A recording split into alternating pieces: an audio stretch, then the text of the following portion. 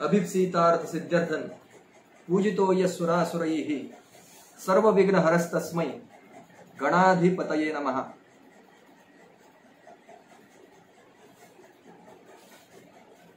यो जातो मरुतदंशजो क्षितितले संबोधयन् सज्जनान् ग्रंथम यो रचयन् सुपुण्यजनकं श्रीदासबोधाभिधं यत्कीर्त्या पठनेन सर्वविदुषां स्वान्तापहारी सदा सोऽयं मुक्तिकर सदा विजयते श्रीरामदासो गुरु।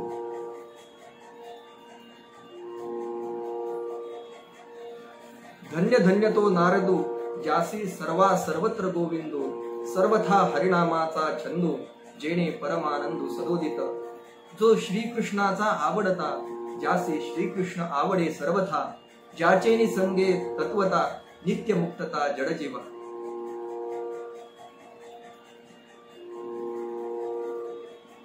या श्री समर्थांच्या दासबोध वाचक ग्रुपवर समूहावर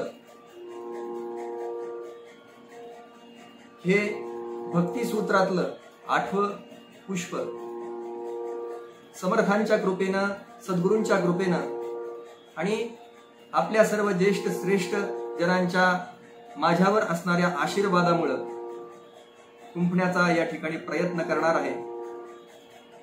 देवर्षी नारदांचं भक्तिसूत्र आपण सर्वजण पाहत होतो। अथा तो भक्तिम व्याख्यास्यामः म्हणून देवर्षी नारदांनी मी आता भक्तीचं व्याख्यान करणार आहे अशा प्रकारे प्रतिज्ञा केली। पण प्रतिज्ञा केवळ प्रतिज्ञा केल्याने सिद्ध होत नाही, तर ती प्रतिज्ञा लक्षण प्रमाणाने सिद्ध करून द्यावी लागते, की जी देवर्षी नारदांनी सिद्ध करून सांगितली। नंतर या भक्तीचं स्वरूप सांगताना भक्तीची व्याख्या सांगताना सा त्वम अस्मिन परमप्रेम स्वरूपा, ती भक्ती परमप्रेम स्वरूप अशा प्रकारची देवर्षी नारदांनी सांगितली। आणि त्याचं महत्व अधिक विशद करून सांगताना अमृत स्वरूपाच असं म्हणून ती अमृत स्वरूप आहे हे त्याला विशेष रीतीनं सांगितलं। आपण ही 3 सूत्र मागच्या याच्यामध्ये पाहिली होती। यावेळी आपण या देवर्षी नारदांचं 4थं सूत्र बघणार आहोत। यल्लब्ध्वा पुमान् सिद्धो भवति अमृतो भवति तृप्तो भवति। ही भक्तीची व्याख्या पाहिली, भक्ती म्हणजे काय हे पाहिलं, भक्ती म्हणजे परमप्रेम रूप आहे हे पाहिलं, ती अमृत स्वरूप आहे हे पाहिलं। मग या भक्तीचा जर लाभ झाला तर माणसाला त्यापासून काय फायदा होतो? कारण आजचं युग जर आपण पाहिलं तर सगळं आपण ही गोष्ट करायची कशासाठी, त्यापासून आपल्याला काय लाभ मिळणार ह्याचीच मनुष्य चिंता करत असतो। देवर्षी नारदांनी या भक्तिसूत्राची रचना करताना त्या काळामध्ये हे ओळखलं आणि म्हणून त्यांनी जिचा लाभ झाल्यानंतर काय काय फायदे होतात हे सांगायला सुरुवात केली। या भक्तीचा लाभ झाल्यावर काय होणार, कशासाठी मी ही भक्ती करायची? मनुष्य जरी स्वभावतः भजनशील असला तरी या भक्तीमुळे मला काय लाभ होणार हा साहजिक प्रश्न आत्ताच्या व्यावहारिक जगामध्ये माणसाच्या समोर उभा राहतो। आणि मग त्याचं उत्तर देताना हे 4थं सूत्र यल्लब्ध्वा पुमान् सिद्धो भवति अमृतो भवति तृप्तो भवति असं देवर्षी नारदांनी सांगितलं। ज्या भक्तीची प्राप्ती झाली असता तो पुरुष सिद्ध होतो, अमर होतो आणि तृप्त होतो असा क्रम सांगितला। आता या सूत्रातली सगळी पद जर आपण पाहायला गेलो तर यामध्ये यल्लब्ध्वा यत हे जे पद आलंय ते नपुसकलिंगी याला हे होतं। आणि इथं भक्ती जी आहे ती भक्ती आपण पाहिली, भक्ती हा शब्द स्त्रीलिंगी। मग इथं यत हा शब्द का आला असावा असा विचार केल्यास आपल्या लक्षात येतं की मागच्या सूत्रामध्ये दुसऱ्या सूत्रामध्ये भक्तीची व्याख्या करताना देवर्षी नारदांनी सांगितलं सा त्वस्मिन् परमप्रेम रूपा, ते परमप्रेम रूप अशा प्रकारची भक्तीचं स्वरूप म्हणजे प्रेम आहे। आणि मग प्रेम हा शब्द इथं नपुसकलिंगी म्हणून यत लब्ध्वा म्हणजे जे प्रेम प्राप्त झाले असता। पुमान् हा शब्द आला, मग पुमान् म्हणजे आपल्या साहजिक सगळ्यांच्या मनामध्ये येईल की पुमान् म्हणजे पुरुष। मग भक्तीचा अधिकार काय फक्त पुरुषाला आहे का?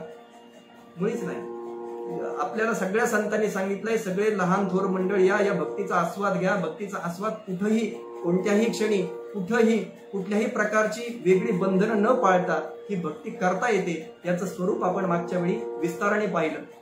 आणि मग या भक्तीचा अधिकार पुमान् असा शब्द का वापरला असेल तर पुमान् या शब्दातून पुरुष जात म्हणजे आता आपण याच्यामध्ये पाहतो दासबोधामध्ये नरदेहस्थ वनरूप आलेला आहे, पण नरदेह यामध्ये सगळे म्हणजे स्त्री पुरुष यामध्ये समाविष्ट होतातच.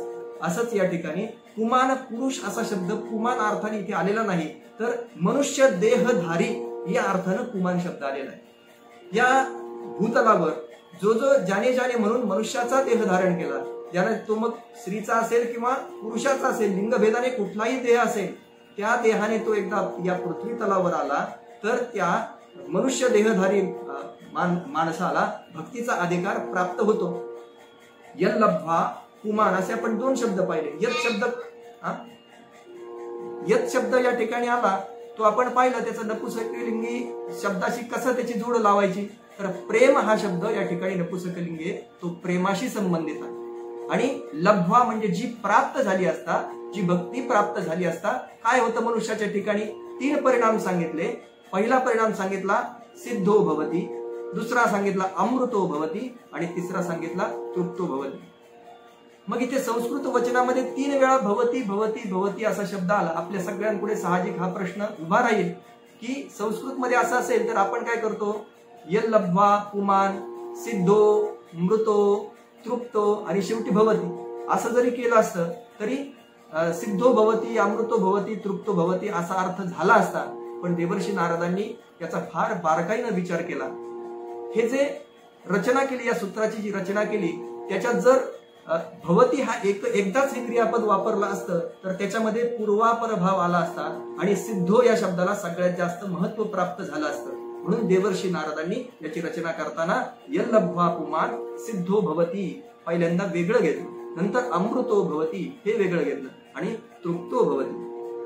मनुष्य सिद्ध होतो, मनुष्य अमृत स्वरूप होतो आणि मनुष्य तृप्त होतो. अशा 3 वेगळ्या क्रमानं घेतलं आणि याच्यामध्ये उत्तर श्रेष्ठता होत गेली. मनुष्य पहिल्यांदा सिद्ध होतो, अमृतासारखा होतो आणि तृप्त होतो. या सगळ्यांचा वेगळा वेगळा विचार आपण करणार आहोत. सुरुवातीला सूत्राचा अर्थ ढोबळ मानाने पाहत असताना आपल्या समोर त्या सगळ्या सूत्राचा अर्थ यावा म्हणून हे थोडंसं स्पष्टीकरण. आता सिद्धो भवती, मनुष्य सिद्ध होतो म्हणजे काय होतं. आपल्याला या सिद्ध मनुष्याच्या अनेक व्याख्या भगवद्गीतेमध्ये मिळतात. सिद्ध हा शब्द अनेक अर्थाने आलेला आपल्याला दिसतो, वेगवेगळ्या अर्थाने आलेला दिसतो. तसं या सूत्राचा जर विचार केला तर सिद्ध अमृत आणि तृप्तो या सगळ्याचा अर्थ एकच आहे असं वाटतं, वरवर पाहता एकच आहे असं वाटतं. पण या सगळ्यांचा आपण थोडासा विस्ताराने विचार करू. मनुष्य सिद्ध होतो, सिद्ध होण्यासाठी त्याला कोणकोणत्या स्टेप मधून जावं लागतं आपल्या सगळ्यांना माहिती. मनुष्य बद्ध असतो, हळूहळू तो मुमुक्षु होतो, नंतर तो साधक पदाकडे वाटचाल करतो आणि साधकातून तो हळूहळू सिद्ध व्हायला लागतो. अशा सगळ्या मार्गाने प्रवास करून त्याला सिद्ध होता येत. याचा अर्थ संत आणि आत्मज्ञानी माणूस आणि ज्याला जे म्हणून गंतव्य त्यांनी समोर ठेवलंय, गंतव्य स्थान समोर ठेवलंय, तर धाम परमं मम, ज्या ठिकाणी एकदा गेल्यानंतर परत यायचं नाही असं स्थान जर समोर ठेवलं असेल तर त्या स्थानावर जाणे म्हणजे सिद्ध असा अर्थ या ठिकाणी अपेक्षित आहे. पण सिद्ध म्हटलं की आपल्या सगळ्यांच्या समोर सिद्धीसारखा शब्द येतो की ज्याने सिद्धी प्राप्त केल्या, ज्याने काहीतरी मिळवलंय, ज्याने अशा काहीतरी सिद्धी मिळवल्या की ज्याच्यामुळं त्याला लोकांच्या पुढे त्या छोट्या छोट्या सिद्धीच्या माध्यमातून आपली महत्ता वाढवता येते. याचं एक उदाहरण दासबोधामध्ये पूजनीय सुनीलजींनी याचा विचार करताना खूप छान विचार केलाय की हे जे गुरु असतात, सिद्धी प्राप्त झालेले जे गुरु असतात त्यांचा विचार करत असताना सुनीलजींनी फार छान 2-3 दृष्टांत दिले. त्याच्यामधला एक दृष्टांत असा आहे की या कांची कामकोटी पीठाचे पूज्यपाद जे शंकराचार्य आहेत त्यांच्याकडे एक मोठे सिद्ध पुरुष आहे. दोघे समोर समोर बसले आणि त्यानंतर त्या सिद्ध पुरुषांनी आपल्या सिद्धीच्या साह्यानं एक हवेत असा हात फिरवला आणि त्यातून सोन्याचं ताट प्रगट झालं, त्यामध्ये प्रसाद असं वेगवेगळ्या वस्तू त्यामध्ये उत्पन्न झाल्या आणि ते ताट त्यांनी आचार्यांच्या पुढे ठेवलं. आचार्यांच्या पुढे ठेवल्यानंतर आचार्यांनी काय करावं, आचार्यांनी त्यांच्या कमंडलू मधलं जे जल होतं ते त्या समोरच्या तबकावर टाकलं आणि त्याचा परिणाम असा झाला की ते तबक त्यात असणाऱ्या प्रसादासह पूर्णपणे नाहीसं झालं. त्या समोर असणाऱ्या सिद्धी प्राप्त असणाऱ्या व्यक्तींनी अनेक वेळा प्रयत्न करून पाहिला की दुसरं ताट आपण निर्माण करू, पण पुन्हा मात्र त्यांना ते तशा प्रकारची सिद्धी कधीही प्राप्त झाली.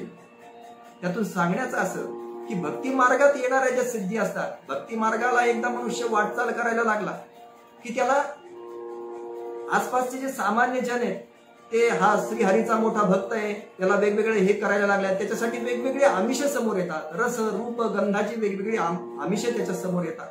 कुणी त्याच्या पुढे वेगवेगळे शिधा आणून ठेवी, कुणी त्याला दक्षिणा देईल आणि मग त्याला आपण कुणीतरी मोठा हरिभक्त असल्याचा भाव असा वाटायला लागेल आणि हळूहळू तो या मार्गातनं बाहेर निघू शकतो. अशा प्रकारे हा सिद्ध मनुष्य जरी असला तरी त्याच्यातनं सिद्धी प्राप्त झालेला मनुष्य असा अर्थ घ्यायचा आहे. मग या सिद्धीचा जर विचार केला तर या मनुष्यामध्ये कोणकोणत्या सिद्धी त्याला मिळू शकतात? श्रीमद भागवतामध्ये या सगळ्या सिद्धींचं वर्णन आलंय. अणिमा महिमा चैव लघिमा गरिमा तथा प्राप्ती प्राकाम्य ईशित्वम वशित्वम चाष्ट सिद्ध. ह्या 8 सिद्धी कोणत्या? तर अणिमा म्हणजे शरीर अगदी छोटं करता येतं, महिमा म्हणजे शरीर मोठं करता येतं, त्यानंतर गरिमा म्हणजे शरीर वजनदार बनवता येतं, भरपूर असं वजनदार अशा प्रकारचं शरीर बनवता येतं. लघिमा म्हणजे शरीर भाररहित करता येतं, अगदी शून्य अशा प्रकारचं वजन घेऊन आपल्याला जाता येतं. आपण हनुमानजींनी ज्या वेळेस लंकेमध्ये गेले तेव्हा त्यांनी अणिमा सिद्धीने एकदम शरीर छोटं केलं होतं. आपण त्या एक कथा याच्यामध्ये श्रीमद भागवतामध्ये ऐकतो, त्या कालियाच्या याच्यामध्ये गेल्यानंतर अघासुराच्या घशामध्ये कालियाच्या मध्ये गेल्यानंतर भगवान श्रीकृष्णांनी त्या महिमा सिद्धीने इतके मोठे झाले की त्याच्या दोन्ही जे जबडे होते ते फाडून ते बाहेर आले. त्यानंतर लघिमा शरीराचा भार एकदम शून्य करणार प्राप्ती, कोणत्याही स्थानावर जाता येतं. आत्ता आपण इथे आहोत, मनाने जसे आपण आता हिमालयात पोहोचू शकतो, एखाद्या टॉकीजच्या पिक्चर मध्ये पोहोचू शकतो, एखाद्या भागवत श्रीमद भागवत कथेच्या ठिकाणी पोहोचू शकतो, कुठेही जाऊ शकतो. अगदी तसंच आपण फक्त मनाने इच्छा करायची आणि त्या स्थानाची आपल्याला प्राप्ती व्हावी, याला प्राप्ती अशा प्रकारची सिद्धी म्हणता येते. त्याच्यानंतर प्राकट्य, आपल्या प्रत्येक इच्छा पूर्ण होतात. जी इच्छा म्हणून आपण करायची ती इच्छा लगेच पूर्ण होते. आणि ईशित्व, प्रत्येक वस्तू आणि प्राण्यावर आपल्याला अधिकार प्राप्त करता येतो. अशा 8 ज्या आहेत ते अष्टमहासिद्धी म्हटलं जातं. पण या सिद्धींच्या मागे न लागता जर मनुष्य भक्ती मार्गात राहिला तर तो या भक्तीमध्ये खूप मोठं स्थान प्राप्त करून भगवंताचा आवडता अशा प्रकारचा होऊ शकतो. आपल्याला स्वामी रामकृष्ण परमहंसांचं उदाहरण माहिती आहे. स्वामी रामकृष्ण परमहंसाजवळ सगळ्या सिद्धी होत्या. त्यांना स्वतःला कॅन्सर झाला होता, घशाचा कॅन्सर झाला होता. त्यांनी जर ठरवलं असतं तर या सगळ्या सिद्धींचा उपयोग करून त्यांना आपला कॅन्सर सारखा दुर्धर आजार लगेच बरा करता आला असता. त्याच्यानंतर आपण कैवल्य साम्राज्य चक्रवर्ती ज्ञानदेवांचं उदाहरण पाहतो की त्यांनी भिंत चालवली. जेव्हा समोरून 1400 वर्षाचे वय असणारे आपल्या योगसिद्धीच्या साह्याने त्या वाघावर बसून हातात साप पकडून त्या वाहनावर बसून आलेले चांगदेव समोरून आले. त्यावेळी या चांगदेवांना सामोरं जाण्यासाठी त्यांना सहज प्रेरणा झाली आणि एक निर्जीव असणारी भिंत त्यांना सामोरे गेली. म्हणजे संत जे आहेत त्यांनी हे चमत्कार केले ते कुठल्याही प्रकारे ठरवून केले नाही, तर भगवंतांनी त्यांच्याकडून ते करून घेतले. भक्त प्रल्हादाचं उदाहरण आपल्या सगळ्यांना माहिती आहे. या षंड आणि अमरकांनी जेव्हा या भक्त प्रल्हादांना मारण्यासाठी एक कृत्या निर्माण केली, भक्त प्रल्हाद जेव्हा कशाच प्रकारे यांचा नाश होणं शक्य नाही हे त्यांच्या लक्षात आलं, तेव्हा त्यांनी आपल्या मंत्र सामर्थ्याला एक कृत्या निर्माण केली आणि त्या कृत्येला भक्त प्रल्हादांवर सोडलं. पण जेव्हा त्या कृत्येच्या लक्षात आलं की आपण या भक्त प्रल्हादांच्या सावलीलाही शिवू शकत नाही, भगवान साक्षात त्यांचं रक्षण करणारे आहेत, त्यांच्या पुढे जाऊ शकत नाही, कवच त्यांच्या भोवती निर्माण झालंय, त्या कवचाच्या पुढे आपण जाऊ शकत नाही हे त्या कृत्येच्या लक्षात आलं, तेव्हा ती कृत्या षंड अमरकांवर उलटली आणि षंड अमरकरांना तिने ठार केलं. त्यावेळी भक्त प्रल्हाद म्हणाले की मी जर माझ्यावर ज्यांनी म्हणून वाईट हेतूने मला इजा पोचवावी, मला ठार मारावं म्हणून या हेतूने जर कुणी माझ्यावर वेगवेगळे प्रयोग केले असते तर या सगळ्या प्रयोग करणाऱ्यांच्या मनात जर माझ्याबद्दल कुठली असूया नसेल तर हे दोन्ही माझ्या गुरूंचे पुत्र जिवंत होते. भक्त प्रल्हादांनी असं म्हणावं काय आणि ते दोन्ही चंडामर्क जिवंत व्हावेत काय?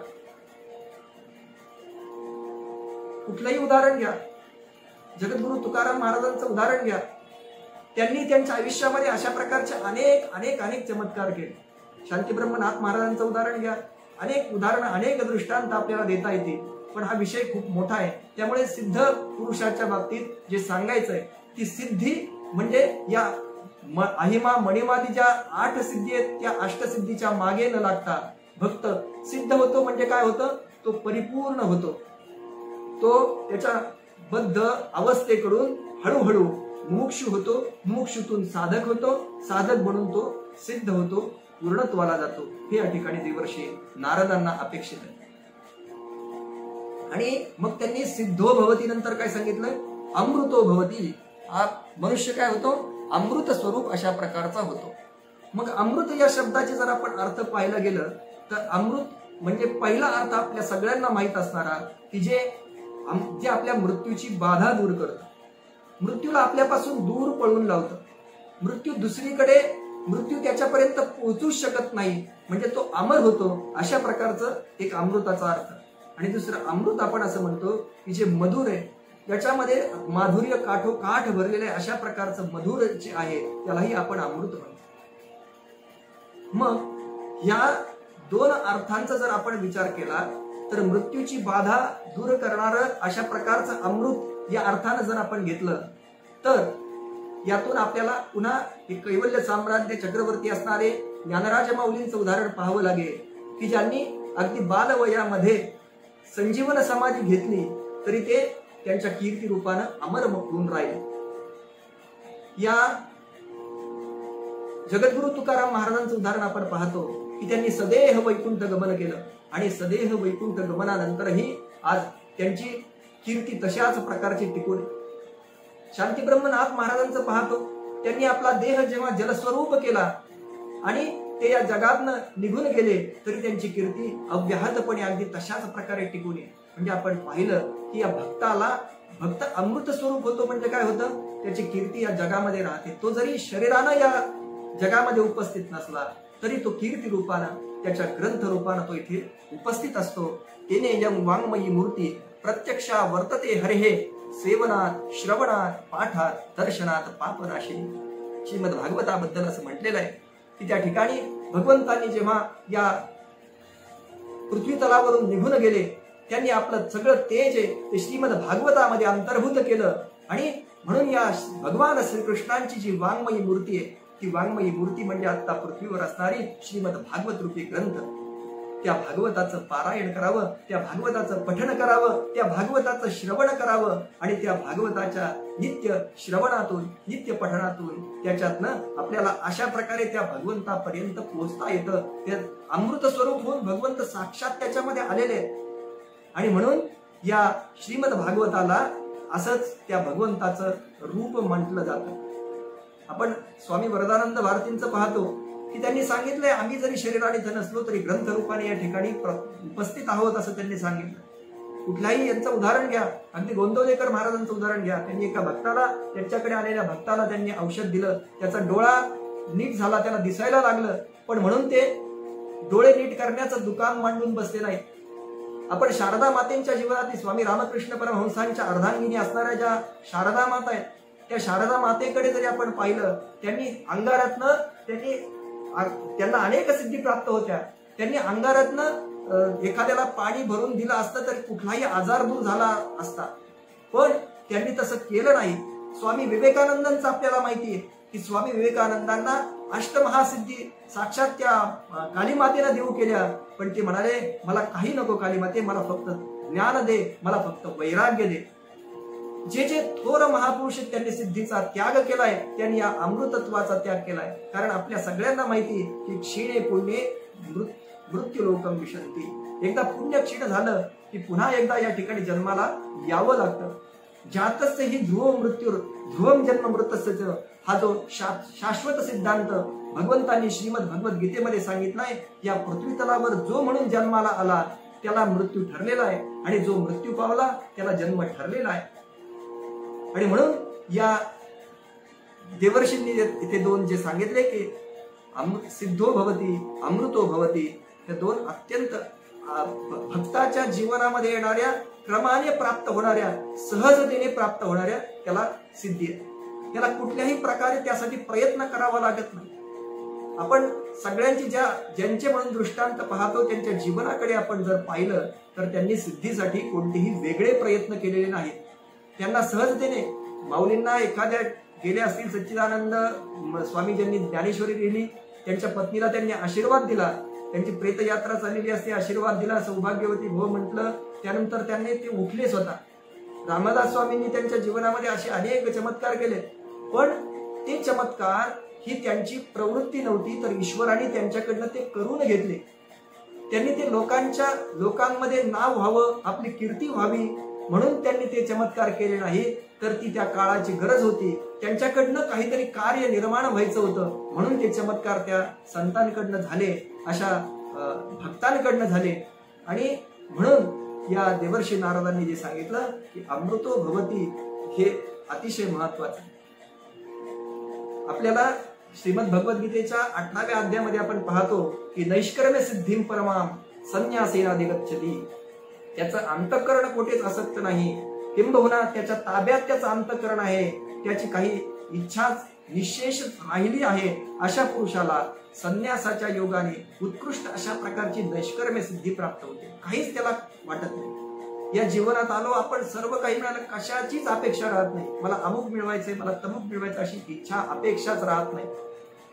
त्याच्या जीवनाचा तो एक सहज भाग अशा प्रकारचा बनून राहतो. नैष्कर्म्य सिद्धी त्याला सहजतेने प्राप्त होते.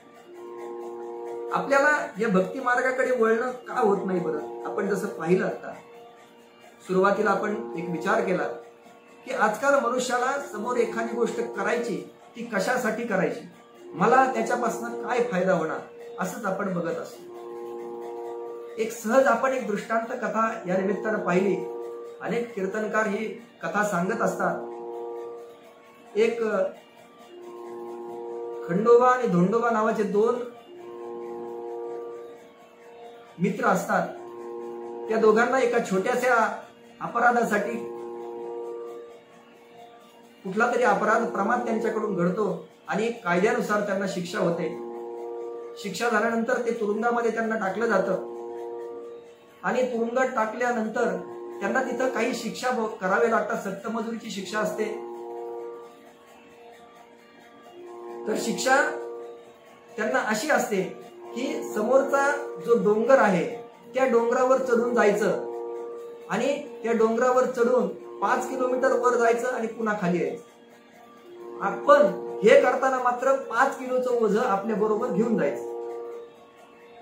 मग 5 किलोचं ओझं घेऊन जायचं म्हटल्यानंतर 5 किलोचं ओझं काय बरोबर न्यावं हे मात्र त्यांना सांगितलेलं नसतं. पहिला खंडोबा त्या ठिकाणी ठरवतो, खंडू नाव असतं त्याचं, तो ठरवतो आता आपण वर जायचं. तो 5 किलोचं वजन भरून घेतो, वाळू घेतो भरून, डोंगर चढायला लागतो. हळूहळू डोंगर मध्यावर येतो, त्याला अतिशय दम लागतो. डोंगर चढणं हे फार श्रमाचं काम असतं. हा डोंगर तसा निमुळता असतो.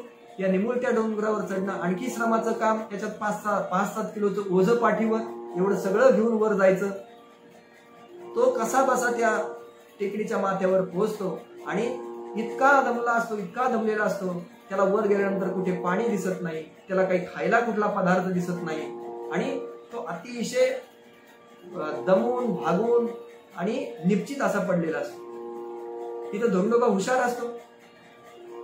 तो सांगतो की इथं 5 किलो वजन घेऊन मला जायला सांगितलंय, पण हे 5 किलो वजन कशाचं असावं याची मात्र कुठल्याही प्रकारची अट नाही. मग तो काय करतो, एक धोतर घेतो. त्याचं जे धोतर असतं त्या धोतरामध्ये काकडी, गाजर, पाण्याची बाटली, 2-3 पाण्याच्या बाटल्या भरून घेतो. काकडी, गाजर घेतो. अशा सगळ्या वस्तू, फळं बरोबर घेतो. ते 5 किलो त्याचं वजन करून ते खांद्यावर टाकतो आणि हळूहळू चढायला सुरुवात करतो. मध्यावर आल्यानंतर त्याला दम लागतो, त्याला तहान लागते. तो थोडंसं पाणी पितो, 1-2 काकड्या खातो, पुन्हा वर चढायला सुरुवात करतो. त्या टेकडीवर जातो. टेकडीवर गेल्यानंतर त्याला भूक लागते, त्याच्याबरोबर भरपूर फळं आणि काकड्या असतात, त्या सगळ्या तो तिथं मस्त सेवन करतो आणि पाणी पिऊन मस्त ढेकर देऊन तो त्याच्या या शिक्षेमध्ये सुद्धा आनंद घेतो. सांगायचा मुद्दा असा की देवानं आम्हाला कोणत्या स्थितीमध्ये ठेवलं, आमच्या समोर आता काय ध्येय आहे, आम्हाला ही समोरची ध्येय प्राप्त करण्यासाठी कुठली परिस्थिती आहे, त्या परिस्थितीमध्ये कुठली साधनं उपलब्ध आहेत, हे सगळं ठरवण्याचं काम जरी नियतीचं असलं तरी ते साधनं, त्या साधनांचा वापर, आपल्या जवळ जी साधनं उपलब्ध आहेत त्या साधनांचा वापर कशा प्रकारे करायचा, आलेल्या परिस्थितीला तोंड किती खिलाडू वृत्तीनं द्यायचं आणि त्याचा आपल्या जीवनामध्ये आनंददायी म्हणून कशा प्रकारे उपयोग करून घ्यायचा, हे सगळं करणं हे आपल्या अंतःप्रवृत्तीवर अवलंबून असतं. जे त्या धोंडोबांनी केलं. अत्यंत प्राप्त परिस्थिती बिकट होती, चोरीचा आळा आला, डोंगरावर चढण्यासारखी कठीण शिक्षा दिलेली, नुसतं चढायचं नाही, 5 किलोचं ओझं वर घेऊन जायचं, पण हे 5 किलोचं ओझं कशाचं असावं हे सांगितलेलं नसतं. ह्या केवळ अटीचा फायदा घेऊन आपल्या जीवनामध्ये आनंद निर्मिती करणारे धोंडोबा या खंडोबांपेक्षा केवळ कधीही श्रेष्ठ आहे. अगदी आपण सगळ्यांनी आपल्या जीवनामध्ये प्राप्त परिस्थिती काय आहे, आपल्याला कोणकोणती साधनं सध्या उपलब्ध आहे, त्या साधनांचा उपयोग आपल्याला कशा पद्धतीने करून घेता येईल, जास्तीत जास्त उपयोग कसा करून घेता येईल आणि त्यापासून आपण या भक्ती मार्गामध्ये कसा त्याचा उपयोग जास्त करू. आमच्याकडे कारणच खूप असतात. काय आमच्याकडे 2-2:30 वाजता जेव्हा हे दासबोधाचं वाचन असतं तेव्हा आमच्याकडे अनेक मला कामं असतात, आमच्याकडे त्यावेळेस लोक येण्याची वेळ असते, माझी त्यावेळेस झोपेची वेळ ठरलेली असते, आमचं त्यावेळेस जेवणाचा वेळ असतो, अनेक कारणं सांगता येतात. पण आम्ही हा जो ग्रुप चालवत आहोत, मग ते अशोक काका असतील, अनेक सगळ्या आपल्या सगळ्यांच्या माध्यमातून हा जो समूह चालवत आहोत, आपण सगळ्यांनी ठरवलंय कधी बघा या 50च्या पुढे 100च्या आसपास कधी भक्त या ठिकाणी असतातच. सगळे साधना मार्गात आलेले, त्यांना वेगळी कुठली गोष्ट सांगावी लागत नाही. म्हणून आपण जर ठरवलं या भक्ती मार्गामध्ये जायचंय, आपल्याला साधकत्व प्राप्त करून घ्यायचंय, या साधना मार्गाने चालायचं असं ठरवलं तर त्यासाठी कुठलीही कष्ट सहन करण्याची तयारी, उपलब्ध साधनांमध्ये त्या साधनांचा जास्तीत जास्त उपयोग करून या मार्गाकडे वळवण्याची तयारी ही आपल्यामध्ये असली पाहिजे. आणि अशा प्रकारची तयारी असली तर मग त्या भक्तिप्रेमाचा लाभ होतो आणि लाभ झाल्यानंतर नुसता लाभ होत नाही तर मनुष्य सिद्ध व्हायला लागतो, हळूहळू अमृत व्हायला लागतो आणि अमृत होऊन शेवटी तो तृप्त व्हायला लागतो. तृप्ती ही खूप सगळ्यात शेवटची अवस्था सांगितली, म्हणजे अमृतापेक्षाही श्रेष्ठ तृप्ती आहे. आज आपण विचार केला, आज आपल्याकडे एक 100 रुपये असले, आपण म्हणतो मला 1000 रुपये रोज यावा, 500 रुपये रोज यावा, म्हणजे मी माझ्या जीवनामध्ये सुखी होईल. मला 1000 रुपये रोज मिळावा, मग मी माझ्या जीवनामध्ये सुखी होईल. ज्याला 1000 रुपये रोज मिळतो तो म्हणतो 5000 रुपये रोज असताना तर मी सगळं माझ्याकडचं जेवढं आहे ना त्याच्यातलं बरंचसं दान केलं असतं. कुणी म्हणतं मला 10,000 रुपये रोज आला ना मग मी असं केलं असतं. कारण अनेक तयार असतात, अनेक वेळा आपण तसा संकल्पही करतो, पण जेव्हा जेव्हा भगवंताच्या इच्छेनं, परमेश्वराच्या कृपेनं आपल्या जीवनामध्ये सगळं येतं तेव्हा आपल्याला हे करण्याची इच्छा खरंच उरते का हो, याचं आपण सगळ्यांनी एकदा आत्मपरीक्षण केलं पाहिजे. मला येणार वेळच नसतो, मला कथेला जायला वेळ नसतो, मला कथा ऐकायला वेळ नसतो, कारण माझ्या मागे खूप काम असतं. पण त्याच वेळी जर मला एखादं स्नेहसंमेलन असेल, मला एखाद्याने बोलवलं असेल, तिथं अकारण माझा वेळ किती जातो हे माझ्याही लक्षात येत नाही. पण एखाद्या कथेला 2 तास जाऊन बसण्यात आपण कमीपणा समजतो. त्याच वेळी एखाद्या वेळी सगळ्या लोकांमध्ये आपलं नाव राहावं म्हणून आपण तिथे कारण नसताना 2-2, 4-4 तास वाया घालत असतो आणि हे आपल्या लक्षात येतं. म्हणजे वेळ झालं, पैसा झालं, या सगळ्या गोष्टी कशा उपलब्ध करून घ्यायच्या, भक्ती मार्गासाठी त्या कशा लावायच्या हे आपल्या हातात असतं. पण हे सगळं करताना आपण तशी योजना करायला मात्र शिकलं पाहिजे. मी 2 तास कथेला बसलो, मी प्रवचनाला बसलो म्हणजे माझा वेळ वाया गेला असं जर आपण समजत असू तर आपण निश्चितपणे या भक्तीच्या मार्गातून, या साधनेच्या मार्गात पासून कुठेतरी दूर चाललोय असं समजायला हरकत नाही.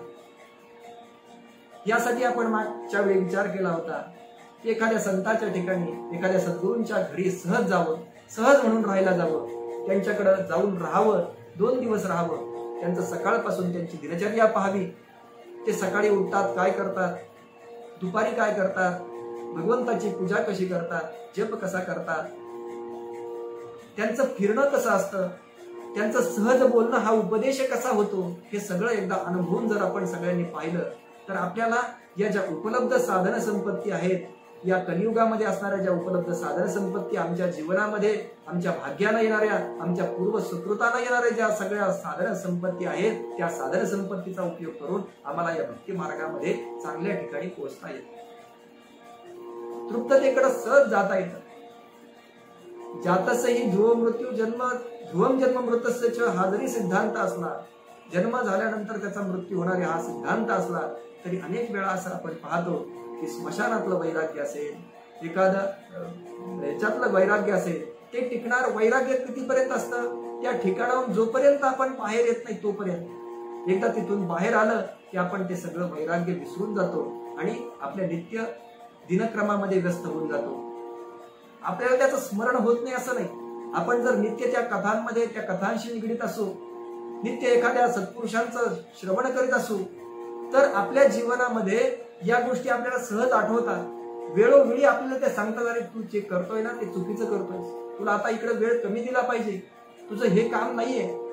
आज एकादशीच्या निमित्तानं गीतेचं पारायण राहिलेलं आहे, ते पारायण अगोदर केलं पाहिजेस, मग तू बाहेर गेलं पाहिजेस. हा वेळ आपल्याला आपलं अंतर्मन सांगतं, पण त्यासाठी आपल्याला साधना ही तशाच प्रकारची करावी लागते. आणि मग तेषामहम समुद्धरता मृत्यू संसार सागरा. आणि मग जर अशा प्रकारची साधना केली तर भगवान स्वतः त्या ठिकाणी त्या भक्ताला त्याचं वेळोवेळी स्मरण करून देतात. श्रीमद भागवतामध्ये आलेलं भक्त प्रल्हादांचं वचन आपण सगळेजण ऐकतो. यस्मात् प्रिया प्रिय वियोग संयोग जन्म शोकाग्निना सकल योनिषु दह्यमानः दुःखौषधं तदपि दुःख मतध्याहम भूमन भ्रमामि वदमे तव भक्ती योगम. भक्त प्रल्हाद म्हणतात, हे अनंता, हे भगवंता, हे ईश्वरा, मी ज्या ज्या योनीत म्हणून आतापर्यंत फिरलो, त्यात प्रियाचा वियोग आणि अप्रियाच्या संयोगापासून होणाऱ्या शोकाग्नीमध्ये मी जळत राहिलो. त्या दुःखाकरता जे औषध म्हणजे साधन करावं तेही माझ्या दुःखालाच कारणीभूत होतं.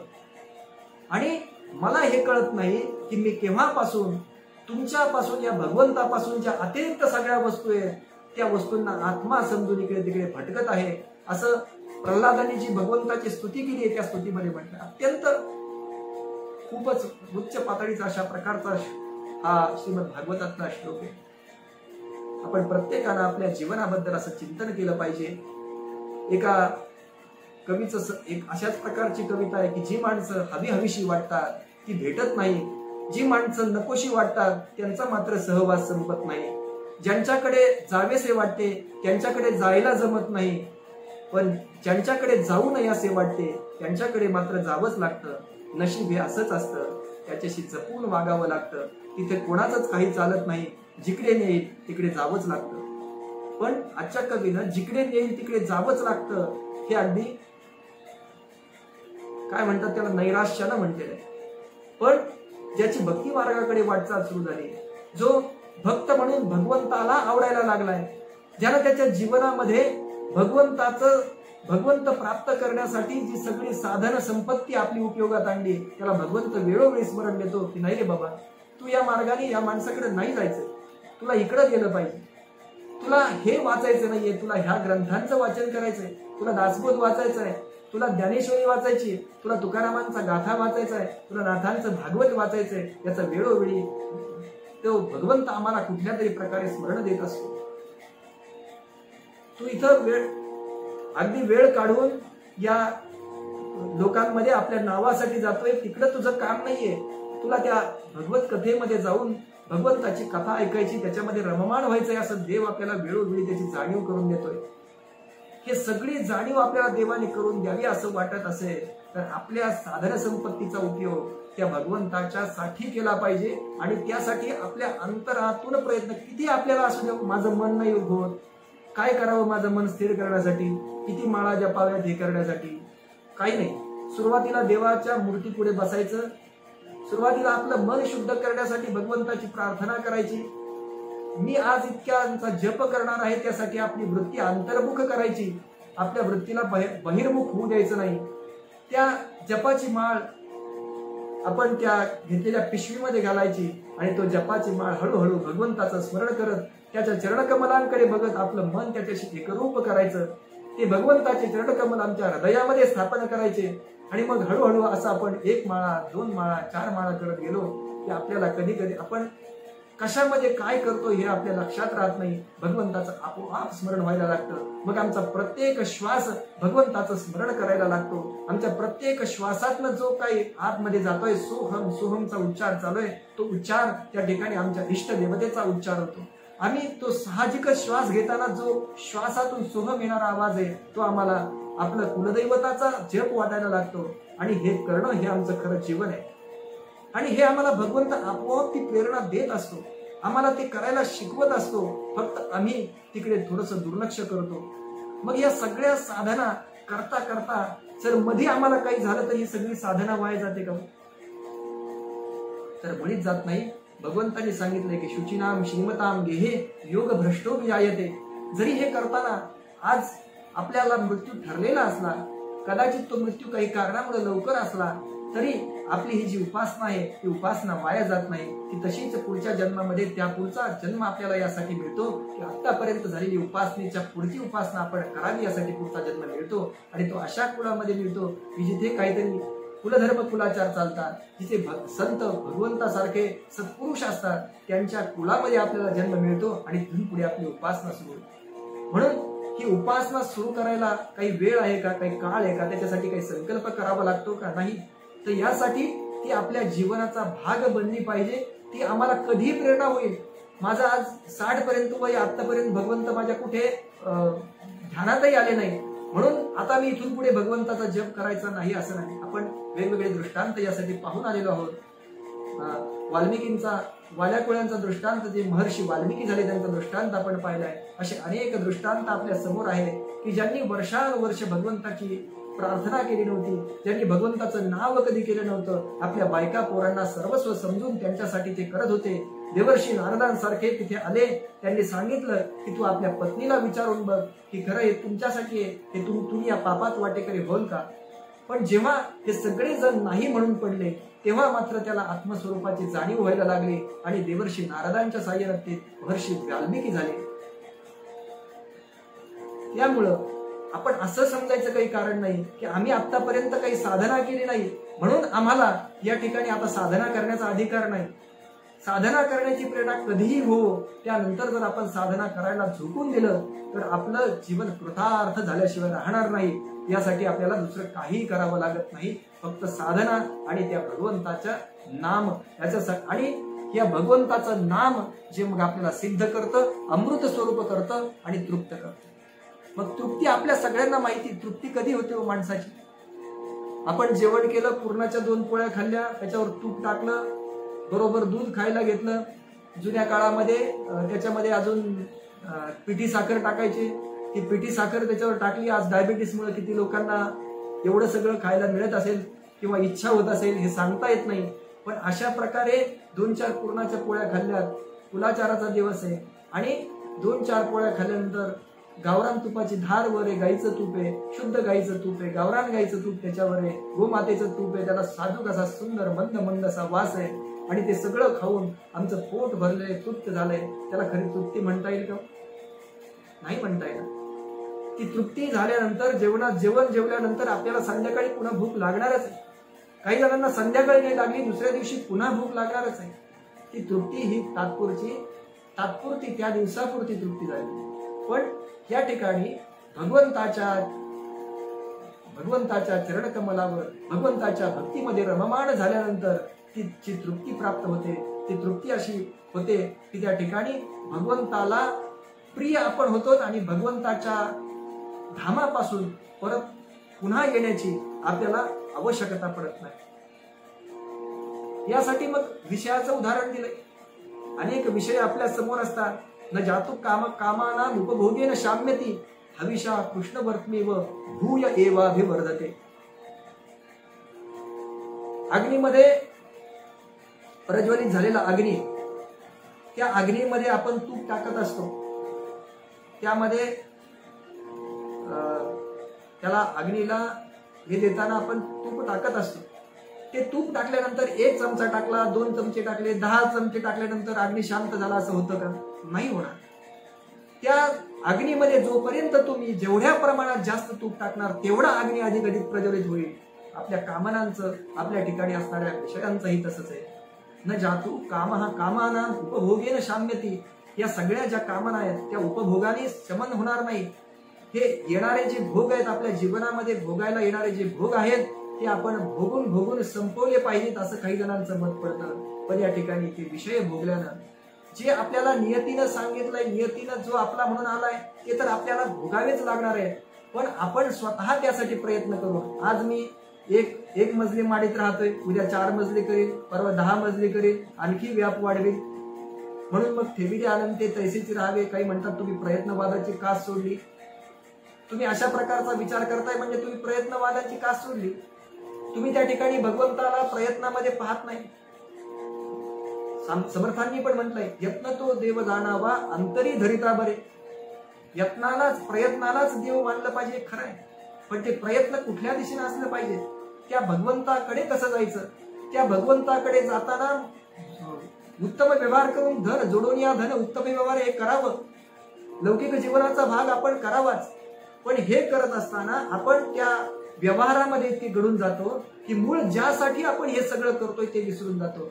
म्हणून यत्नवादाची कास धरताना, यत्नाला देव मानताना त्या देवाचं चिंतन आपल्या मनामध्ये अखंडपणे आमच्या हृदयामध्ये जर असलं तर आम्ही त्या भगवंतापासून कधीही दूर जाणार नाही. त्या भगवंतापासून दूर जाणं म्हणजे आम्ही जो साध्य ठेवले त्या साध्यापासूनच परावृत्त होणं असं होतं. आणि मग आमच्या जीवनामध्ये ही जर तृप्ती मिळवायची असेल तर यापासून दूर जाऊन आम्हाला जमणार नाही. या विषयांपासून वळणं आम्हाला जमणार नाही. त्या विषयाच्या पासून, त्या विषयांना जास्त न भोगता ते विषय फक्त आम्हाला आमचं जीवन यापन करण्यासाठी कशा प्रकारे वापरता येईल या प्रकारे त्याचा विचार करून ते आमच्या जीवनामध्ये आणले पाहिजे. पंचदशीतलं वचन आपल्या सगळ्यांना माहिती आहे की अज्ञान आवृत्तीस तद्वत विक्षेपश्च परोक्षदीही अपरोक्षमती शोक मोक्ष तृप्ती निरंकुशा. यातल्या पहिल्या 3 अवस्था ज्या सांगितल्या आहेत, अज्ञान, आवरण आणि विक्षेप, या 3 अवस्था ज्या आहेत त्या अज्ञानाच्या अवस्था आहेत. आणि पुढच्या 4 ज्या अवस्था सांगितल्या आहेत, परोक्ष ज्ञान म्हणजे जे कुठल्या तरी अनुमानानं होतं, अपरोक्ष ज्ञान म्हणजे याचा जो अर्थ आहे, परोक्ष ज्ञान आणि अपरोक्ष ज्ञान याचा आपण व्यवहारात जर अर्थ करायला गेलो तर बऱ्याच वेळा आपल्याला असं वाटायला लागतं की परोक्ष ज्ञान म्हणजे प्रत्यक्ष ज्ञान आणि अपरोक्ष ज्ञान म्हणजे अनुमान प्रमाण असं असतं. पण याच्या अगदी विरुद्ध आहे. परोक्ष म्हणजे अनुमानानं समजून घेणं आणि अपरोक्ष म्हणजे प्रत्यक्ष त्या ठिकाणी ज्ञान होणं. म्हणून पहिल्यांदा अपरोक्ष, नंतर परोक्ष ज्ञान, नंतर त्या ठिकाणी शोकाचा नाश आणि शेवटी निरंकुशा अशा प्रकारची तृप्ती. निरंकुशा तृप्ती आम्हाला भोजनादी व्यवहारापासून जी मिळणारी तृप्ती आहे ती त्या दिवसापुरती असू शकेल. आम्ही एखादं ध्येय गाठवलंय, गोल सेट करा म्हणतात, आजकाल खूप फॅशन आली. इन्शुरन्स करणारा माणूस त्या ठिकाणी सांगतो की काहीतरी तुम्ही गोल ठरवले असतील जीवनामध्ये, मग तुम्हाला कितीचा विमा काढला पाहिजे याचं तो गणित आपल्याला करून दाखवतो. तुम्हाला मुलाच्या लग्नासाठी इतके पैसे लागतील, तुम्हाला मुलीच्या लग्नासाठी एवढे पैसे लागतील, मुलाच्या शिक्षणासाठी तुम्हाला एवढा खर्च लागणार आहे, मग तुम्ही एवढी पॉलिसी केली पाहिजे. सांगण्याचा उद्देश असा असतो की पॉलिसी एवढी करा. मग हे सगळे गोल जर आम्ही आमच्या जीवनामध्ये सेट केले तर आज आम्ही ठरवलं की आम्हाला आयुष्यामध्ये अशा एवढ्या प्रकारचं एवढं मिळवायचं. पण ते गोल सेट झाल्यानंतर आपण तिथे थांबतो का? नाही थांबतो. त्यानंतर परत आपला गोल बदलतो, आपण आणखी पुढचा गोल सेट करतो. पण एकदाच भक्त प्रल्हाद असतील, ध्रुव असतील, या सगळ्यांनी त्यांच्या जीवनामध्ये एकच गोल सेट केला होता, त्या भगवंताची प्राप्ती. एकच ध्येय सेट केलं होतं, भगवंताची प्राप्ती. दुसरं मला काही नको, त्या भगवंताची प्राप्ती मला करायची. ते भगवंताला मला प्राप्त करून घ्यायचंय, जिथून मला परत कोणी उठवणार नाही अशा स्थानावर जायचंय. मला उत्तमाच्या, माझ्या मातेनं त्या ठिकाणी उत्तमाला त्या मांडीवर बसवण्यासाठी राजाच्या मला उठवलं ना, मग मला असं स्थान प्राप्त झालं पाहिजे, असं स्थान मी प्राप्त केलं पाहिजे की जिथून मला कोणी उठवणार नाही. आमच्या जीवनामध्ये आम्हाला अनेकदा असे प्रसंग घडतात पण आम्ही असा कधीही निश्चय करत नाही की आम्हाला आता मात्र त्या भगवंताच्या शिवाय दुसरा काही पर्याय नाही, त्या भगवंताच्या स्मरणामध्ये, त्या भगवंताच्या याच्यामध्ये मी माझं सगळं जीवन व्यतीत करेल, असा गोल आम्ही कधीही सेट करत नाही. कुठलाही इन्शुरन्सचा एजंट आम्हाला तसं गोल सेट करायला सांगत नाही. आम्हाला हे सांगणारे जे आहेत ते सगळे भगवंताचे माध्यम असणारे जे महात्मे असतात, जे संत पुरुष असतात, त्यांच्याकडे आम्हाला यासाठी जावं लागतं की त्यांनी जीवनाचं ध्येय, त्यांनी जीवनाचा गोल काय सेट केलाय आणि तसा गोल आमच्या जीवनामध्ये सेट व्हावा, तशा प्रकारचं भगवंताची प्राप्ती आमच्या जीवनामध्ये यावी, म्हणून त्यांचं जीवन आम्ही अधिकाधिक जवळून पाहिलं पाहिजे. या विषया वाचून काही अनिक सर्वथा रम्य नाही, ऐसा स्वभाव उची पाही इंद्रियांचा. माऊली सांगतात, असं वाटायला लागतं की या विषया वाचून काही दुसरं रम्य नाहीच आहे. माणसाच्या जीवनामध्ये आलं, या विषयाचं एवढं माणसाला आकर्षण असतं की या विषयाशिवाय दुसरं काहीच नाही. या विषयाचा स्वभाव असा आहे, या इंद्रियाचा स्वभाव असा आहे की ते इंद्रियाला प्राप्त झालं की तो आणखी त्याच्या पुढची अवस्था त्या ठिकाणी प्राप्त करायला बघत असतो. हे विषय मृगजळाप्रमाणे आहेत हे त्याला कळतं, पण कळत असूनही त्याला एकाकडे कळतही असतं. कस्तुरी मृगाला जसं माहित असतं कस्तुरीचा वास आपल्या जवळ येतोय, पण ती त्या कस्तुरीच्या शोधामध्ये तो मृग सारखा धावत असतो. तो त्या सगळं जंगल पालथं घालतो, पण त्याला ती कस्तुरी सापडत नाही, कारण ती असते कुठं, त्याच्या जवळ असते ना, त्याच्या नाभीमध्ये असते ना.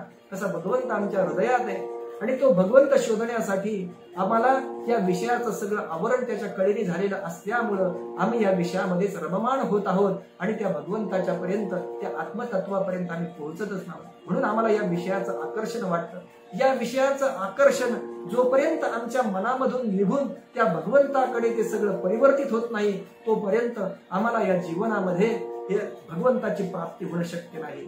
तेवी विषयाचे जे सुख ते केवळ परम दुःख, परी काय की जे मूर्ख न सेविता न सरे. हे विषयाचं सगळं सुख आहे ते दुःख रूपच आहे याची जाणीव असूनही हे आम्ही सगळे जण, या जन्माला आलेले, मनुष्य जन्मात आलेले सगळे जण, आम्ही तेच सेवन करण्याचा, तेच विषय सेवन करण्याचा प्रयत्न करतो. हे आमच्या जीवनासाठी एक अतिशय घातक अशा प्रकारचे विषय आहे. आपल्या सगळ्यांना कासवाचं उदाहरण माहिती आहे. ती कासवी प्रसव झाली आणि तिने त्या पिलाला जन्म दिला की त्या कासवीकडे असं सामर्थ्य असतं म्हणे की कासवी दूर असली आणि आपल्या पिलाकडे तिने प्रेमळ नजरेनं नुसतं पाहिलं तरी त्या कासवीच्या पिलाचं पोषण होत असतं. नुसत्या नजरेतून पोषण होतं. त्याला भूक लागण्यासाठी दुसरं काही करावं लागत नाही. त्याला क्षुधापीडा निवारणार्थ काही करत नाही. आणि मग अडथळा जर असला तर चुकून ते कासवाची माता त्याच्यापासून जर दूर गेली आणि मग त्याला काय करावं लागत असेल, काय करणार, तिथं असणारा चिखल खावा लागतो. मग चिखलाने त्याला तृप्ती किती काळ टिकणार, तेवढ्यापुरती. म्हणून पूर्ण तृप्ती मिळवण्यासाठी जशी त्याला त्याच्या मातेची नजर आवश्यक असते आणि त्याने तो चिखल जरी खाल्ला तरी त्याचं पोट पूर्ण भरत नाही. त्याच्या आईने नुसतं नजरेनं त्याच्याकडे पाहिलं, त्या कासवाच्या पिलाकडे पाहिलं तर त्या कासवाच्या पिलाला पूर्ण तृप्ती होते. तशाच प्रकारची तृप्ती भगवंताने आमच्याकडे पाहिलं, त्याचं लेकरू म्हणून आमच्याकडे पाहिलं तर आमच्या जीवनामध्ये पूर्ण तृप्ती होईल. आणि ही भगवंताची नजर आम्हाला मिळावी, आम्हाला प्राप्त व्हावी, म्हणून आमच्याकडून काही त्या प्राप्तीसाठी काही सुधारणा झाल्या पाहिजेत की नको, त्या भगवंतापर्यंत पोहोचण्यासाठी आमच्याकडून काही प्रयत्न झाले पाहिजेत की नको, तर निश्चितपणाने झाले पाहिजे. त्यासाठी आम्ही या भगवंताच्या अनुसंधानामध्ये, स्वस्वरूपाच्या अनुसंधानामध्ये राहिलं पाहिजे. मोक्ष कारण सामग्र्या भक्तिरेव गरीयसी स्वस्वरूपानुसंधानम भक्तिरित्य वेदीयते. पूज्यपाद शंकराचार्यांनी सांगितलं की स्वतःच्या स्वरूपाच्या अनुसंधानामध्ये अखंडपणे राहणं म्हणजे भक्ती. आणि असं जर आपण राहिलो तर मग त्या कासवाच्या पिलाला, जसं तिच्या आईनं त्या कासवाच्या पिलाकडे पाहिल्यानंतर तिच्या मनामध्ये तृप्ती निर्माण होते, त्याला दुसरं काही लागत नाही, तसं आमच्या जीवनामध्ये तृप्ती यावी असं वाटत असेल तर निश्चितपणानं आपण त्या भगवंताची उपासना केली पाहिजे. स्वतःच्या स्वरूपाच्या अनुसंधानामध्ये आत्मतत्वाला जाणून घेण्याच्या मागे लागलं पाहिजे, ते ज्ञान करून घेण्यासाठी लागलं पाहिजे आणि अशा प्रकारची तृप्ती आम्ही मिळवली पाहिजे. या पृथ्वीवर जेवढं धान्य आहे, जेवढं आहे, आपण ती गोष्ट अनेक वेळा ऐकतो. त्या व्यक्तीची गोष्ट ऐकतो की सूर्य उगवल्यानंतर मावळेपर्यंत जेवढी जमीन तू धावशील तेवढी जमीन तुझी होईल असं सांगितलं जातं. तो फिरतो, एवढा पळतो मला एवढी जमीन मिळाली पाहिजे, जेवढी जास्त संध्याकाळपर्यंत पळून मी जमीन मिळवीन तेवढी मला उपयोग येईल. तो माणूस स्वतःचा विचारच करत नाही. मला काय मिळवायचा याचा विचार करत नाही, माझ्या पुढच्या 7 पिढ्यांना कसं टिकेल याचाच विचार करत असतो. पण आपण आपल्या जीवनामध्ये ते जीवन अशा प्रकारे भगवंताच्या कारणी लावलं, होणाऱ्या संततीला संपत्ती मानलं, त्यांच्यावर चांगले संस्कार केले, त्यांच्या पूर्वपुण्याईनं कदाचित ते संस्कार घ्यायला ते पण तेवढे सक्षम असले तर तेही त्यांच्या जीवनात तशाच प्रकारचं यश मिळवतील आणि आपल्याला पुढच्या पिढ्यांची चिंता करण्याचं काहीच कारण पडणार नाही. एक उदाहरण यासाठी एक दृष्टांत नेहमी दिला जातो. एका राज्यामध्ये म्हणे एक ब्राह्मण राहत होता आणि तो ब्राह्मण एवढा दरिद्री होता, म्हणजे पूर्वी सांगायचे आटपाट नगर होतं, तिथे एक ब्राह्मण होता, तो दरिद्री होता, ही कथा सांगण्याचीच राहिली. आजकाल तसं राहिलेलं नाही. ब्राह्मण स्वतःच्या पायावर सिद्ध झाले, वेगवेगळ्या उद्योगधंद्यांमध्ये शिरले, तिथं अत्यंत सचोटीनं व्यवहार करून, अतिशय चांगल्या पद्धतीने व्यवहार करून ब्राह्मण अतिशय उच्च पदावर पोहोचले. हा भाग वेगळा. पण पूर्वीच्या दृष्टांतामध्ये सांगितलेलं तिथं हा जो ब्राह्मण अतिशय दरिद्री अशा प्रकारचा ब्राह्मण होता, पण वेदाच्या ज्ञानानं परिपूर्ण असलेली श्रीमंती त्याच्याकडे होती. परिपूर्ण असा वेदाच्या ज्ञानानं दुसऱ्याचं अन्न घ्यायचं नाही, परान्न तो त्यानं त्यागलेलं होतं. त्याला कुठल्याही प्रकारचं जेवण करायला बोलवा, तो कोणाकडेही जात नव्हता. मग त्यासाठी तो गावामध्ये ओम भवती भिक्षाम देही म्हणून त्याला जो कोरडा शिदा यायचा, त्याच्यामध्ये त्याला भात असेल, कधी तांदूळ खावे लागतील, कधी काही वेगवेगळ्या गोष्टी, कधी ठेचाच खाल्ला असेल नुसता, कधी काय जे जे उपलब्ध होईल त्या कोरड्या वस्तू घरी आणायच्या आणि त्यापासून जे काही बनेल ते बनवून खायचं.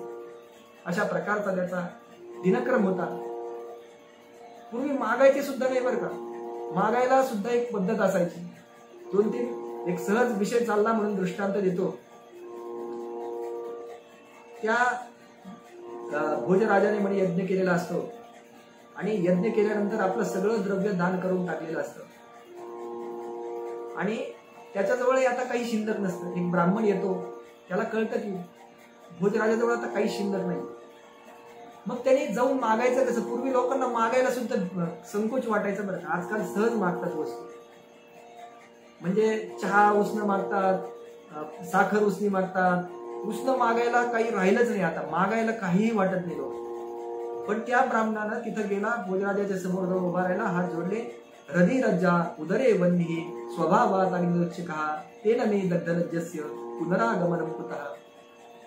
महाराजांना त्यांनी म्हटलं, माझ्या हृदयाच्या ठिकाणी लज्जा असते, हृदय लज्जा उदरे वन्ही, जठराग्नी आमच्या पोटात जठराग्नी असतो, हृदय लज्जा उदरे वन्ही स्वभावात आणि लक्षिका. आपल्याला माहिती आहे ही अग्नीच्या ज्वाळा कुठं असतात, वरच जातात आणि मग वर गेल्यानंतर हृदयाच्या ठिकाणी जी लाज आहे, तेन मे दग्धलज्जस्य, त्या जठराग्नीच्या योगानं माझी ही सगळी लाज जळून गेली आणि म्हणून मी आपल्याला मागण्यासाठी पुन्हा आलो, असं श्लोकातून त्या ठिकाणी सांगितलं. त्या राजालाही ब्राह्मणाचा अधिकार कळाला आणि त्याला दिलं ती गोष्ट वेगळी. पूर्वी असं कोणी डायरेक्ट मागत नव्हतं. दारिद्र्यस्य दयालुत्वम किं ब्रवीमि नराधिप आत्मनाश मना धृत्य भवंतम माम दर्शना. राजा हे दारिद्र्य किती दयाळू आहे म्हणून सांगू की स्वतःचा नाश होणार आहे म्हणून त्यानं हे माहित होतं त्या दारिद्र्याला की आता राजाच्या पुढे गेल्यावर आपला नाश होणार हे माहित असूनही त्यानं मला तुमच्या पुढे उभे राहण्याची प्रेरणा दिली. अशा प्रकारे वेगवेगळ्या माध्यमातून मागणी करण्याची जी होती ती अशा प्रकारे करायची. समोर मला किती 10 पायल्या अमुक द्या असं कधीही कुणी मागितलं नव्हतं. अशा प्रकारचा तो ब्राह्मण होता. आणि मग त्याला आपल्याकडे जेवायला आणलं पाहिजे तर राजा हे कशासाठी करत होता, त्याला सांगितलं होतं की एका अशा व्यक्तीला तुम्ही तुमच्याकडे जेवायला आणा की ज्यामुळं त्या राजाच्या मनामध्ये एकच इच्छा असते की माझ्या 7 पिढ्या त्या ठिकाणी चांगल्या झाल्या पाहिजे, माझी 7वी पिढी सुद्धा या ठिकाणी राजाच बनली पाहिजे आणि तिच्या जवळ खूप मोठं द्रव्य असलं पाहिजे. यासाठी त्याला यज्ञ करायला सांगितलं. त्या यज्ञामध्ये अशा व्यक्तीला तुम्ही जेवायला आणा म्हणे की जो वेदाच्या ज्ञानानं परिपूर्ण आहे आणि तुमच्याकडे येऊन जेवेल.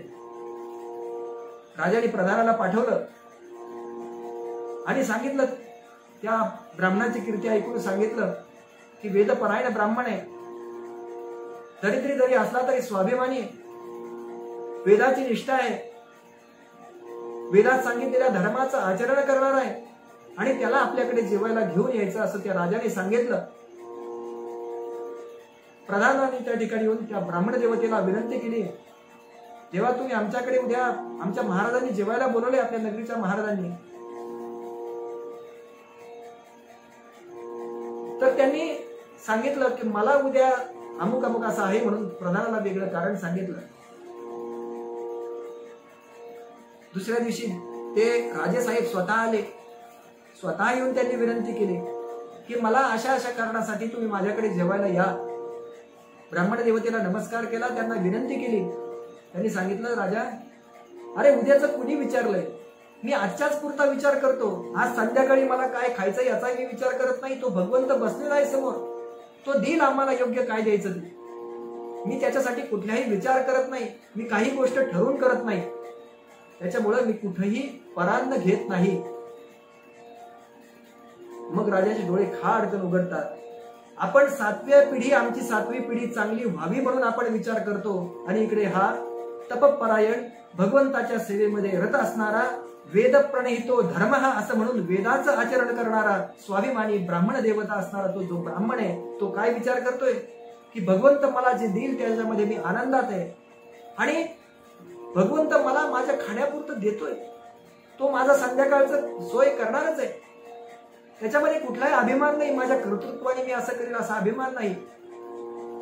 भगवंताच्या हे करत असताना आपल्या भिक्षा मागण्याचं काम तर चालू आहे, पण वेद ज्ञानात सांगितल्याप्रमाणे, वेदाच्या याच्यात सांगितल्याप्रमाणे तो स्वतःच्या इथे स्वतःच्या घरचं अन्न शिजून खाणारा, भिक्षा मागून खाणारा, वेदांनी सांगितलेल्या मार्गाने जगणारा अशा प्रकारचा ब्राह्मण आहे. आणि तो येणार नाहीये कळल्यानंतर राजाचे डोळे खाडकन उघडले. त्याला कळलं की आयुष्य हे खरंच क्षणभंगूर आहे आणि त्या क्षणभंगूर आयुष्यामध्ये आपण जे 7व्या पिढीचा विचार करतोय ते बरोबर नाही. आम्ही आमच्यासाठी विचार केला पाहिजे आणि आपल्या सगळ्यांचं, मला वाटतं आम्ही सगळेजण अशाच दृष्टिकोनातून विचार करतो. पण ही निरंकुशा तृप्ती, ही तृप्ती जर आमच्या जीवनामध्ये यायची असेल, भक्तांच्या ठिकाणी असणारी जी तृप्ती आमच्या जीवनामध्ये यायची असेल, ती तृप्ती येण्यासाठी मात्र आम्हाला भगवंताच्या सेवेमध्ये अखंडतेने रत व्हावं लागेल. त्यक्त्वा कर्म फला संगम नित्य तृप्तो निराश्रयः. श्रीमद भगवद्गीतेमध्ये आपण सगळेजण म्हणत असतो हा नित्य तृप्तो निराश्रयः. कर्मफळाचा त्याग करून जे काही मिळतं त्याच्यामध्ये तृप्त राहून माणसानं आपलं जीवन व्यतीत करावं आणि यासाठी भगवंताच्या नित्य अनुसंधानामध्ये राहावं असं या ठिकाणी त्याचा मार्ग सांगितला. ही तृप्ती जी आहे, ही तृप्ती सर्वांना अपेक्षित आहे, सगळ्यांना मिळेलच असे नाही. ही तृप्ती इथं कृतकृत्यता या अर्थाने आलेली. जेवण करून येणारी तृप्ती म्हणजे आपण तृप्तीच म्हणतो, पण आयुष्यातली निरंकुशा तृप्ती म्हणजे जीवनाची कृतकृत्यता, मनुष्य जीवनाची सार्थकता, जिथं मनुष्य जीवन यशस्वी होतं, मनुष्याला ब्रह्माचं ज्ञान होतं, मनुष्याला ईश्वराचं ज्ञान होतं, ईश्वर म्हणजे काय हे त्याच्या लक्षात येतं आणि अशा आनंदातून निर्माण झालेली तृप्ती एकदा झाली, त्याच्या हृदयामध्ये तो आनंद झाला की त्याला दुसऱ्या कशाचीही इच्छा होत नाही. तो त्या तृप्तीत एवढा समाधानी असतो. तृप्ती भुकेली काय करू माये, जीवनी जीवन कैसे ताने जात आहे. ही जी तृप्ती आहे ती मनुष्याला अत्यंत अत्यंत अशा प्रकारचा आनंद देणारी आहे की त्या भगवंताचं दर्शन आपल्या हृदयामध्ये ध्यानातून जरी झालं तरी ती एवढं मनुष्याला तृप्त करणारी असते की मनुष्याला दुसरं काही या जीवनामध्ये लागत नाही. आणि अशी तृप्ती जर कशापाशी असेल तर त्या भक्तीपाशी नित्य तृप्ती, भक्तीपाशी नित्य मुक्ती, भक्तीपाशी भगवत प्राप्ती, माया निवृत्ती हरिभजने असं शांती ब्रह्मनाथ महाराज श्रीमद भागवतामध्ये सांगतात. अशी तृप्ती जर कशात असेल तर ती भक्तीसाठी आहे. म्हणून आपण ही सगळी निरंकुशा तृप्ती आपल्या सगळ्यांना आपल्या जीवनामध्ये प्राप्त व्हावी, त्यासाठी आवश्यक असणारा मार्ग आपल्या सद्गुरूंच्या माध्यमातून आपल्या सर्वांना सापडावा अशी त्या ईश्वर चरणी प्रार्थना करतो. आज झालेल्या सेवेमध्ये जे काही प्रमादयुक्त दृष्टांत असतील ते माझ्या बुद्धीचा दोष आहे आणि जे सद्ग्रंथातून आलेलं आहे ते माझ्या सद्गुरूंची देण आहे. असं त्याचप्रमाणे झालेली ही सगळी सेवा मी श्रीमद दासबोधाच्या चरणी, आपल्या समूहाच्या सद्गुरूंच्या चरणी, आपल्या सर्व श्रोत्यांच्या चरणी समर्पित करतो आणि कायेन वाचा मनसेंद्रियर्वा बुद्ध्यात्मना वा प्रकृती स्वभावात् करोमि यद्यत् सकलं परस्मै नारायणाय समर्पयामि। जय जय रघुवीर समर्थ।